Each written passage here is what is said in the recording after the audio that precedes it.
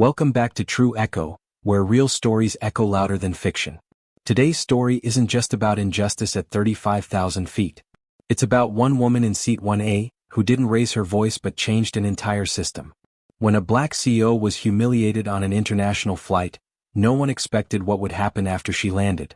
But what started with a denied meal would shake a global airline to its core. Stay with us because this story will challenge everything you think you know about power, silence, and justice. The air inside the first-class cabin of Stratus Air Flight 917 was cool, serene, and laced with the silent expectations of privilege. Seat 1A, the most exclusive corner of the aircraft, was occupied by Celeste Morgan, a woman whose name held power in boardrooms from Silicon Valley to Zurich. Her navy blue suit, tailored to perfection, whispered affluence without effort. A discreet pair of pearl earrings, a sleek leather handbag overhead, and a platinum smartwatch peeking beneath her cuff were the only signals needed to convey who she was. Celeste was the founder and CEO of Morgan Tech, a company whose artificial intelligence infrastructure now powered over 40% of the world's most secure financial systems. At 38, she was Forbes' most influential woman in tech, 3 years running, and had just secured a multi-billion-dollar merger that would open a new European division. The woman in 1A wasn't just a passenger, she was a symbol of what happened when brilliance and relentless effort intersected with opportunity. Yet in that rarefied cabin, her presence was treated like a misprint in a luxury catalog. The flight attendant, Becky Whitmore, approached with a smile that barely reached her eyes. Blonde hair pulled into a conservative knot, uniform pressed, name tag gleaming, Becky exuded the airline's brand of polished courtesy, except something felt off. As Becky leaned down to greet her, Celeste offered a warm, "Good afternoon." Becky merely nodded and replied, "We'll get you something shortly," then pivoted toward the next passenger, a white man in a pinstripe suit, offering him a glass of champagne and greeting him by name, "Mr. Radcliffe, lovely to see you again." Celeste raised an eyebrow. She had been on this exact flight 5 times in the last year. She was a Diamond Plus member.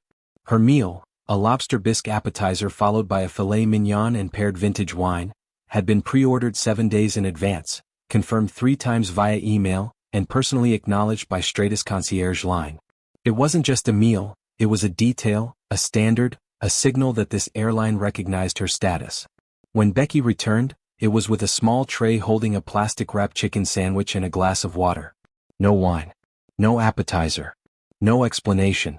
"I'm sorry," Becky said with a shrug that could have been mistaken for a twitch. "We've run out of the premium options." Celeste stared at the tray. Then at Becky. "I ordered my meal a week ago. I received confirmations." "Maybe it didn't go into the system," Becky replied blandly. "Happens all the time." Then she walked away. The cold sandwich sat between them like a slap, silent, deliberate, humiliating. Celeste didn't speak. She didn't touch the tray. Instead she looked around. 3 rows behind her, a group of white men in suits laughed over glasses of aged cognac and neatly plated caviar. Mr. Radcliffe, Mr. Malcolm, Mr. Clayton. All of them greeted by name. All of them served without issue. She took a breath and folded her hands on her lap. This wasn't about food. This was about something Celeste Morgan knew far too well. Being made invisible by people who smile to your face but see right through you.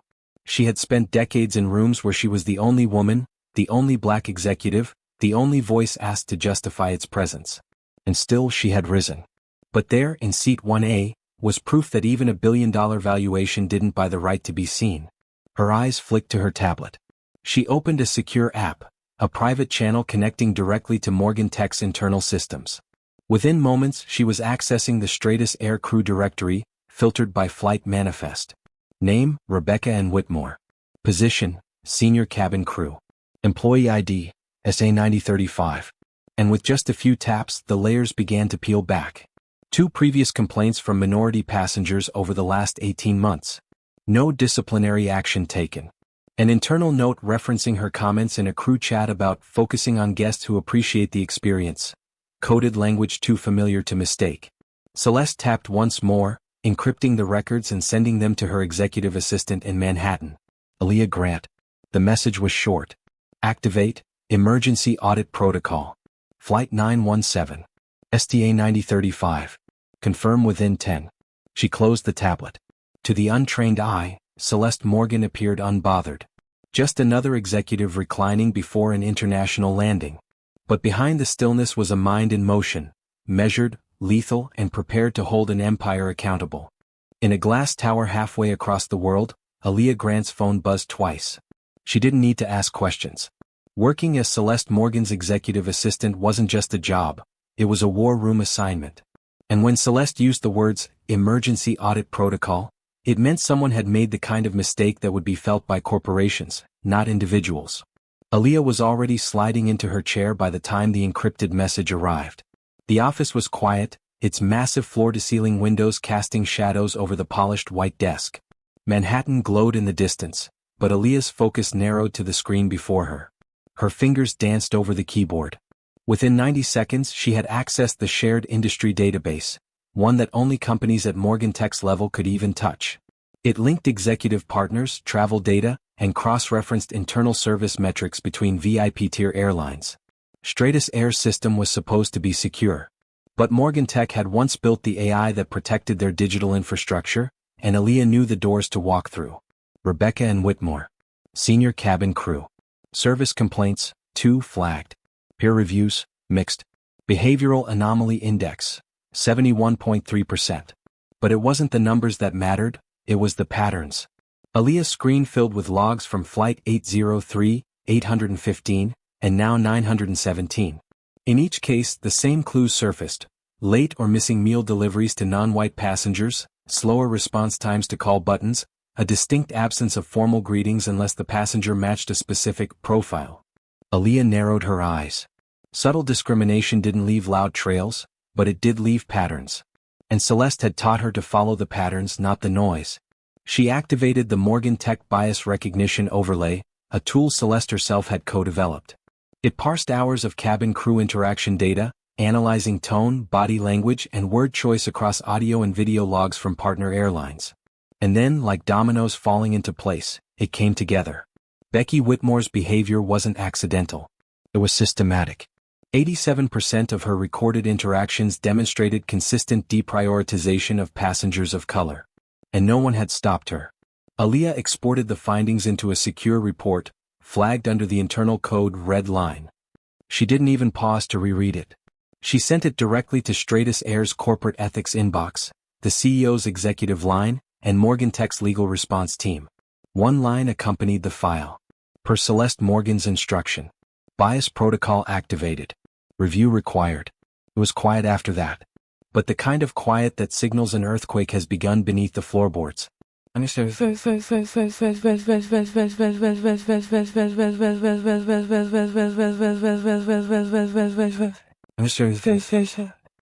in the air, Celeste's smartwatch buzzed gently. Confirmation received. Red line protocol engaged. CEO channel alerted. She didn't smile. She simply reached for the cold sandwich tray and slid it back toward the aisle, untouched. Across from her, Mr. Clayton was sipping his 4th glass of vintage champagne, still deep in conversation about crypto markets. Not once had he looked her way. Not once had any of the first-class passengers acknowledged what had happened. Because nothing outwardly had. That was the brilliance of the system. Discrimination in luxury didn't look like violence. It looked like omission. Like polite silence. Like forgetting a name or a meal. Like assuming Celeste didn't belong in seat 1A because her skin didn't match the usual shade of wealth. But she hadn't come this far to ask for belonging. She had come to define it. Daniel Clean, the secondary flight attendant, approached with a hesitant smile. "Can I offer you something else, miss?" Celeste turned to him slowly. "Morgan," she said. "Miss Morgan." "Oh, of course. Miss Morgan." He shifted awkwardly, glancing toward the galley where Becky still moved with ease. "Can I ask something, Daniel?" Her tone was smooth, measured, but carried a force just beneath the surface. When meals are pre-ordered by first-class passengers, who decides which passengers are served if supplies run short? He swallowed. Usually it's by order date or frequent flyer status. "I see." Celeste tilted her head. "So, given I'm a Diamond Plus member and pre-ordered a week ago, how do you explain my tray of chicken sandwich and water?" Daniel froze. I think there may have been an internal miscommunication," he fumbled. "I'm not sure." "No need," Celeste said, waving a hand. "You've told me enough." She turned back to her screen, fingers gliding over her tablet. Not furious. Not loud. But behind her calm was a digital wave already crashing through Stratus Air's top leadership. And no one, Not Becky, not Daniel, not even the executives in Geneva could stop it now. The plane hummed steadily through the night sky as Flight 917 crossed into Canadian airspace. Inside the cocoon of first class, the air remained heavy with quiet elegance, but Celeste could feel the shift. Not in the atmosphere, but in the system behind it. Stratus Air didn't know it yet, but its walls were cracking. She leaned back slightly, legs crossed at the ankle, arms rested gently on the polished armrest. The tray had been cleared, finally, after she requested it be taken away, untouched, uneaten, and silently damning. A symbolic protest that no one in that cabin yet understood. Her smartwatch buzzed again. Aaliyah Grant, report delivered. Stratus CEO notified. System escalation triggered. Celeste allowed herself a breath, not of satisfaction but of purpose. 12 rows back, Becky Whitmore was smiling as she handed a hand towel to Mr. Radcliffe, bending slightly as she poured another glass of wine. She laughed at something he said, her voice soft and pleasant, her demeanor relaxed and unbothered. She hadn't looked at Celeste once since delivering that tray. But Celeste wasn't waiting for her gaze anymore. She had studied systems her whole life, digital and human. She had built artificial intelligence that could recognize bias in hiring algorithms, surveillance tools that could detect manipulation in financial transactions. But nothing had prepared her better for this moment than a childhood spent navigating invisible walls no one else saw. Growing up in Atlanta, she was the girl who was always placed one desk behind, one invitation short, one assumption lower. She had learned to move without asking, to analyze instead of react, to fight, not with noise, but with precision. She remembered being 14 in a school where she was one of 2 black girls in the gifted program. A substitute teacher had once asked if she was lost when she entered the honors classroom. She didn't cry. She just aced the test so definitively the teacher apologized in front of the class. Celeste had never believed in shouting to be heard. She believed in building something so loud with truth, it couldn't be ignored. Now in seat 1A she wasn't just remembering the fight, she was fighting back. She tapped her tablet again, this time accessing Stratus Air's publicly available service code. She flipped through the digital pages until she landed on a clause buried deep within the Global Passenger Rights Charter. In cases where discriminatory behavior is implied through repeated action, without verbal or written insult, the carrier is subject to immediate investigation under the industry's ethical review standards. Celeste smiled, not a kind one. She copied the clause and added it to the internal memo now growing inside her device. A memo not just for Aaliyah, but for the entire executive board of Stratus. She knew how this would go. The company's legal team would want to preempt exposure. The CEO would scramble for damage control. And the public relations department, if they had any foresight, would already be drafting a public statement they hoped she'd never share. But Celeste wouldn't leak anything to the media. She didn't need the noise. She needed results. From her end, a simple, emotionless message was drafted. To Charles Edmonds, CEO, Stratus Air. Subject: Immediate review request, Flight 917. Attached: Verified complaint, behavioral analysis, policy clause citation, internal interaction logs. Request full investigation. Internal compliance deadline, 48 hours. I expect a response upon landing. She pressed send. At that same moment, high above the Atlantic Ocean, thousands of miles from Stratus Air headquarters, the first ripple began.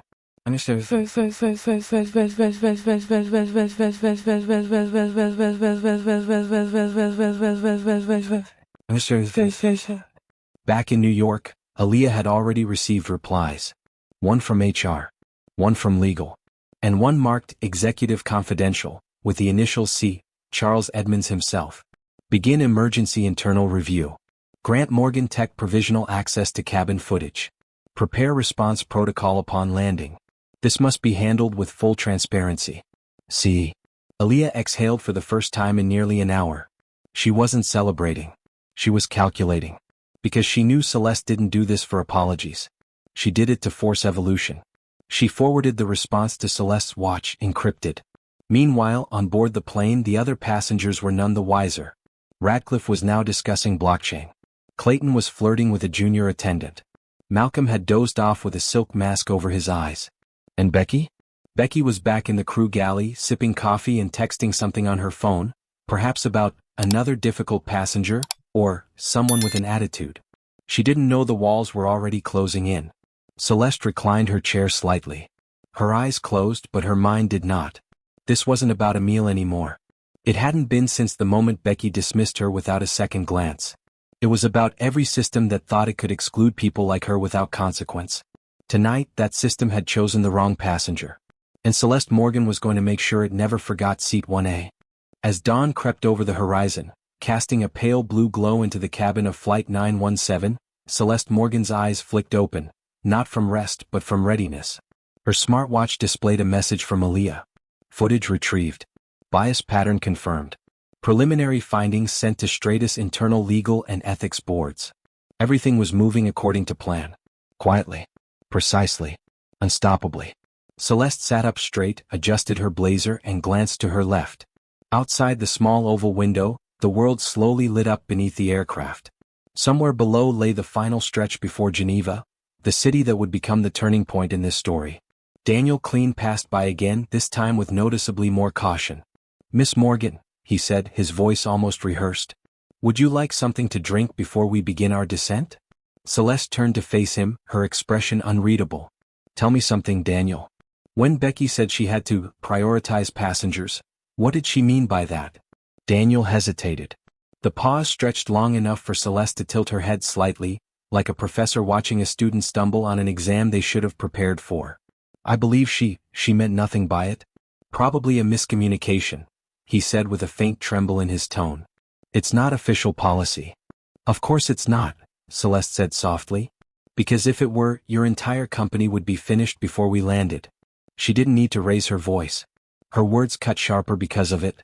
Daniel shifted uncomfortably, nodded, and disappeared down the aisle. Celeste turned back to her tablet. The final report was ready. Aaliyah had added 3 key elements in the last hour. Facial recognition data showing Becky smiling at every white male passenger and bypassing Celeste completely. Cabin crew response times, Celeste, 6 minutes 11 seconds. Others, under 1 minute. Archived emails from Becky with coded phrases, "Handle VIPs properly," and "Low-maintenance guests don't expect much anyway." None of it screamed racism. But all of it whispered something far more insidious. A system where being overlooked was just part of the design. And that design had gone unquestioned, until now. The plane began its descent, the engines shifting into a gentle rumble. The intercom chimed and the pilot's voice crackled through. "Ladies and gentlemen, we're preparing to land in Geneva. Local time is 7:48 a.m. Please return to your seats and fasten your seatbelts."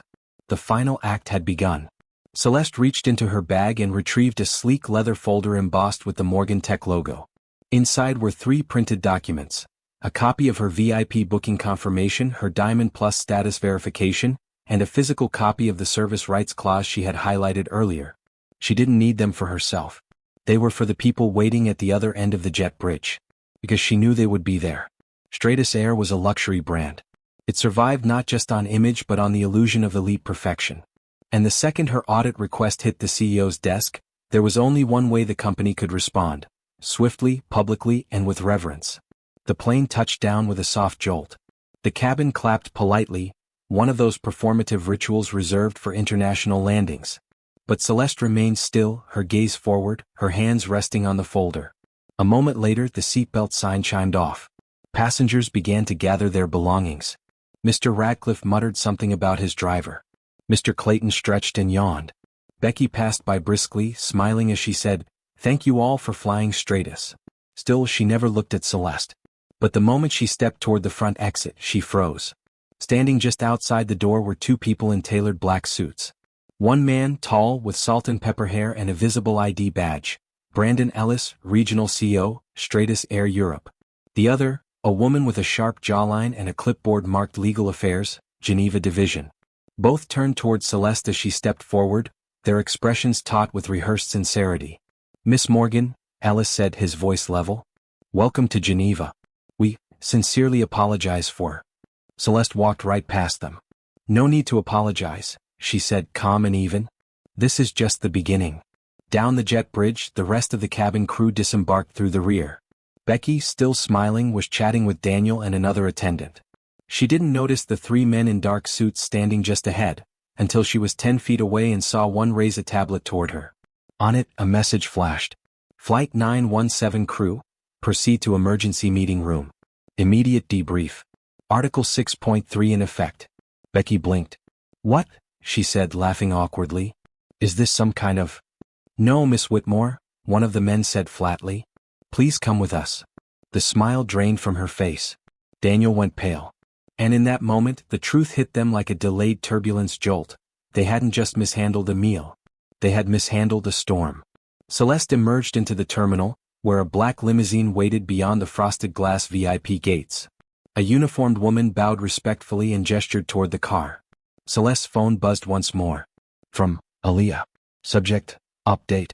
Message, they've begun internal interviews. Whitmore suspended pending board review. Ethics committee assembled. CEO will issue public statement within 24 hours. We did it. Celeste didn't smile. She didn't need to. As the car door shut behind her, she looked out over Lake Geneva, still cloaked in morning mist. What began as silence was now echoing across continents. And by the time the world heard it, no one would ever look at Seat 1A the same again. The Geneva morning unfurled with a crisp chill, but inside the high-rise headquarters of Stratus Air, tension thickened the air more than the cold ever could. At 9 a.m. sharp, a private boardroom on the 27th floor lit up with screens, files, and faces, some pale with concern, others hardened with corporate detachment. At the center sat Charles Edmonds, CEO of Stratus Air, reviewing a 23-page preliminary investigation report titled, Incident Report, Flight 917, Discriminatory Service Behavior and Internal Systemic Oversight. The room was silent, save for the clicking of keyboards and the occasional nervous sip of water. Across from Charles, on a large secure monitor, appeared Aaliyah Grant, joining via encrypted video conference from the 42nd floor of Morgan Tech Tower in New York. She didn't bother with pleasantries. I won't be long, Aaliyah began, her voice even, composed yet razor-sharp. Miss Morgan is not seeking an apology. She is not threatening litigation. She's demanding structural change. Charles nodded slowly, fingers steepled in front of him. Aaliyah clicked and a video began playing. It was grainy but damning, surveillance footage from the aircraft cabin. Becky Whitmore standing beside Seat 1A, placing a food tray in front of Celeste with mechanical coldness, her tone dismissive. Maybe it didn't go into the system. Happens all the time. The next clip showed Becky laughing with Mr. Radcliffe, serving him with two hands and pouring wine like she was at a Michelin-starred restaurant. A chart followed. Response time. White male passengers, average, 47 seconds. Celeste Morgan, 6 minutes, 11 seconds. Then a second chart. Meal fulfillment rate. Premium orders fulfilled, 100% for other passengers. Celeste Morgan, 0%. And finally, an email snippet surfaced, pulled from the internal language monitoring system. Met another Michelle Obama wannabe today. Bread and water is enough. The room collectively stiffened. Charles leaned back in his chair, his jaw tight. We can't defend this, he said quietly. No, Aaliyah replied. But you can fix it. There was no emotion in her voice. Just facts. Just action. We are recommending the immediate suspension of the involved crew. Miss Morgan has also authorized a suggestion, a complete review of your luxury service policy, guided by an external ethics consultant. And who, asked the senior executive, is supposed to lead that? Aaliyah didn't hesitate. Celeste Morgan. Across town in a top-floor suite of the Montreux Grand Hotel, Celeste sat at a modest desk facing the window. Her eyes weren't on the view. They were on the letter she had just received, printed and hand-delivered. Subject, formal apology and strategic invitation. From Charles Edmonds, CEO, Stratus Air. Miss Morgan, we sincerely apologize for the service failure experienced on Flight 917. Following a comprehensive internal review, we acknowledge both individual misconduct and systemic oversight. We would be honored to invite you to serve as a strategic advisor on our newly launched initiative, Redefining Luxury, Equity in the Skies. With respect and gratitude, Charles Edmonds. Celeste placed the letter aside and returned to her tea. She wasn't celebrating. She was calculating the next step, not for herself but for the people who would sit in Seat 1A after her. Back at Geneva Airport, Becky Whitmore sat in a cold white room with a lawyer, a compliance officer, and a single camera blinking quietly in the corner. The questioning had been methodical. Why did Miss Morgan not receive her pre-ordered meal? I think there must have been a system error. Why were all other first-class passengers served their meals without issue? No answer. Can you explain this email? The compliance officer asked, pushing a tablet forward. Becky leaned in and read it again. Black passengers act like they're CEOs. People of color need extra attention. I get through it quickly. She tried to explain. It was a joke. Office talk. No one took it seriously. But no one in the room was laughing. The investigator closed the file. Miss Whitmore, effective immediately, you are suspended from Stratus Air pending final disciplinary action. Further communication will be through legal channels. Becky sat still.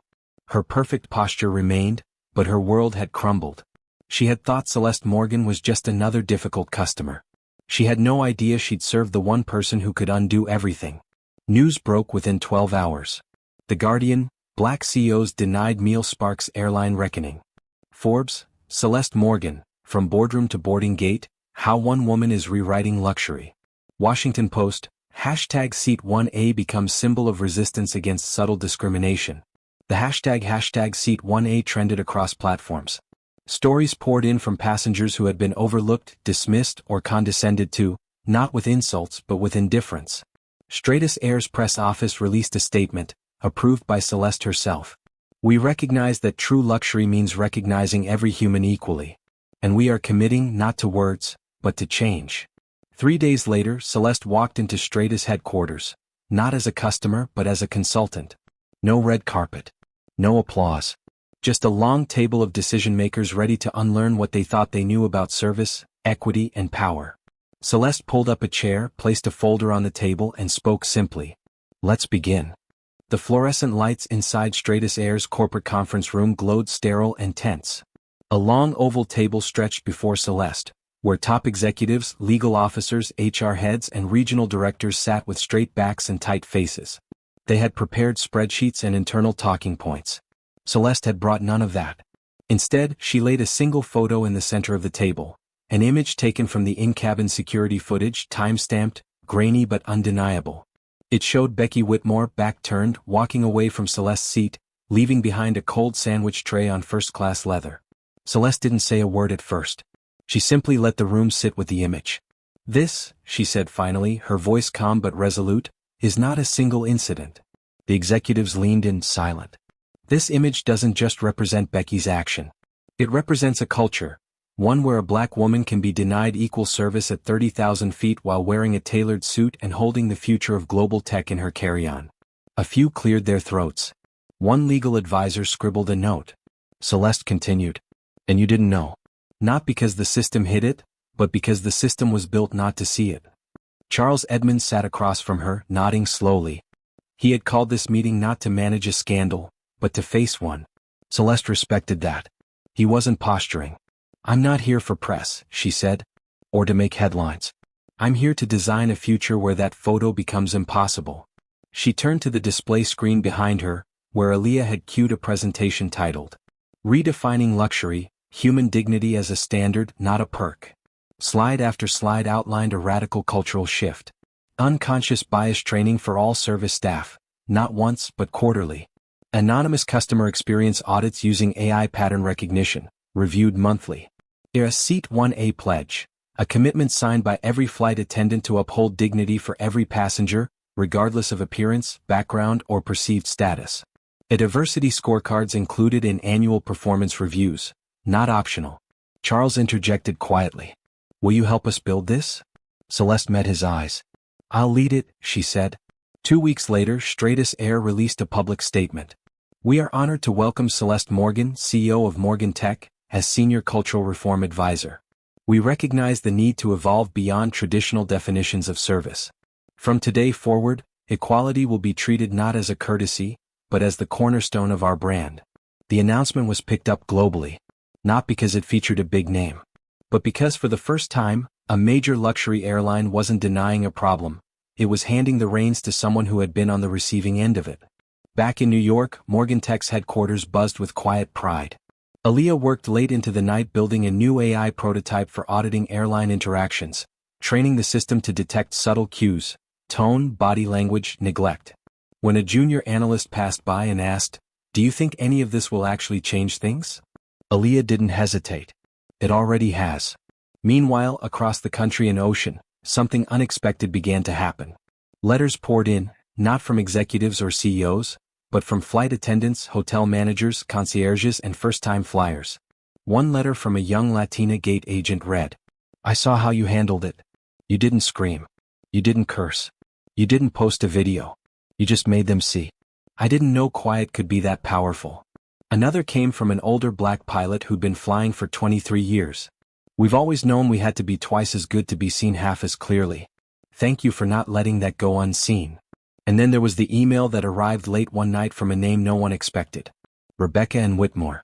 Her message was short, sincere, and for the first time unguarded. "I've been in training for years, but no one ever trained me to see what I wasn't taught to look for. I didn't realize what I had internalized until I became the face of it. I won't ask for forgiveness, but I will thank you for waking me up." Celeste read it in silence. She didn't reply. Not out of bitterness, but because the work wasn't about individuals. It was about systems. At the next industry summit in Dubai, Celeste took the stage, not with a keynote but with a conversation. A round table of service professionals from every corner of the globe. A Filipino bellhop, a Jamaican airline manager, a French-Asian chef, an Ethiopian flight captain, and 3 black women who had all once been told, "This role isn't for you." She asked one question. "What does luxury mean when it forgets the people it serves?" The room was quiet. Then one woman spoke, "Luxury that excludes isn't luxury. It's just expensive prejudice." Back at Stratus, sweeping reforms were now underway. Becky Whitmore's file was officially closed with the words, "Service terminated, pattern of discriminatory conduct." Daniel Clean received a suspension but later returned, after requesting to enroll in a bias awareness certification program led by Morgan Tech. Cabin training manuals were rewritten. VIP treatment was no longer based on race, gender, or assumptions about profession. And in every first-class cabin, a plaque was quietly installed in front of seat 1A. Read, "Reserved for the voices who refuse to be silenced." This seat changed everything. Months had passed since Flight 917 landed in Geneva. The airline industry had moved on, at least publicly. The media had rotated stories, social media trends shifted, and flashy marketing campaigns now touted phrases like inclusive excellence and luxury for all. But behind the glass walls of corporate offices and inside the hearts of countless professionals, something permanent had taken root. Celeste Morgan didn't need to stay in the spotlight. She never did. Instead, she returned to her work, leading Morgan Tech, mentoring rising black women in tech, and serving as the lead advisor of the Seat 1A initiative, a global think tank dedicated to embedding ethical design and equity into high-end service systems across industries. One rainy afternoon in Manhattan, she received a handwritten letter. Not typed, not emailed, but written in careful, slanted blue ink on thick paper. It was from a young woman named Aria Daniels, a recent aviation graduate and the first black woman hired into Stratus Air's new Cultural Excellence division.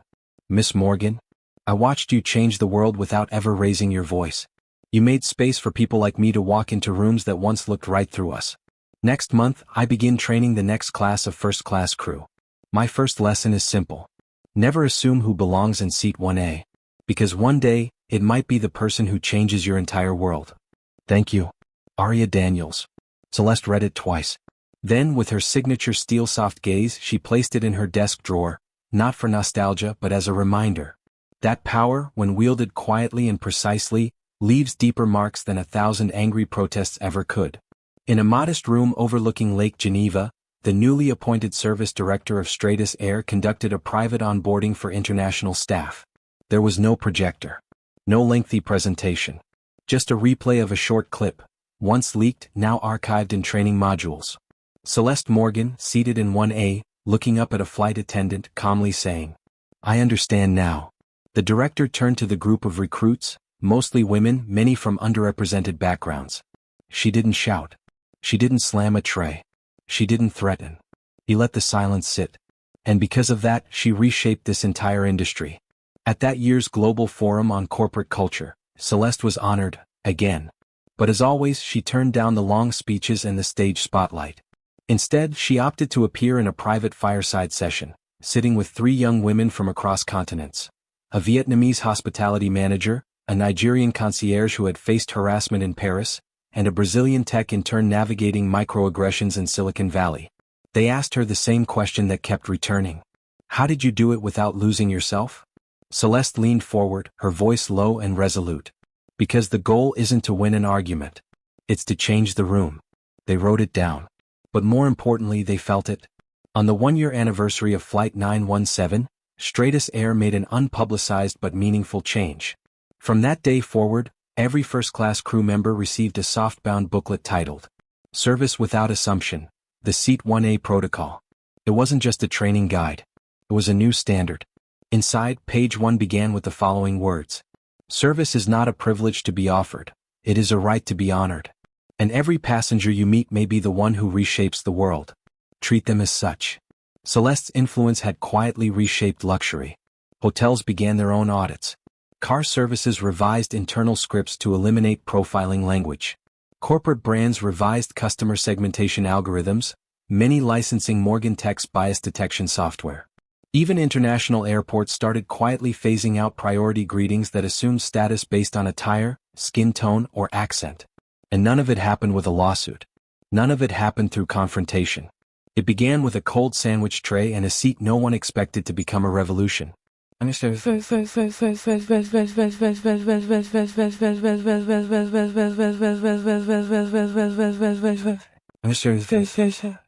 Late one evening, flying back from a leadership summit in Cape Town, Celeste boarded a Stratus flight, not with any fanfare, not under her title, and not in a tailored power suit.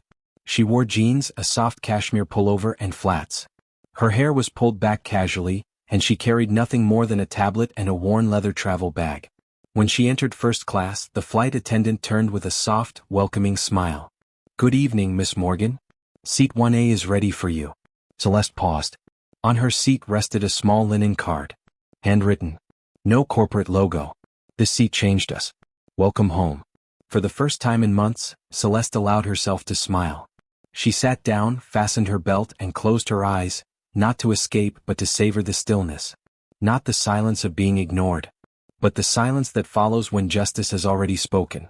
Sometimes the greatest revolutions begin in silence. Celeste Morgan didn't demand respect with volume. She earned it with strategy, resolve, and timing. This wasn't just about a cold meal. It was about a cold system finally being forced to look itself in the mirror. As Celeste once wrote, you don't need to shout to be heard. Just act when the system least expects it. If this story moved you, reflect on your own experiences. Have you ever been overlooked, dismissed, or underestimated? Share your story in the comments. Don't forget to like, subscribe, and share this video. Because here at True Echo, we believe the quietest voices often carry the loudest truths.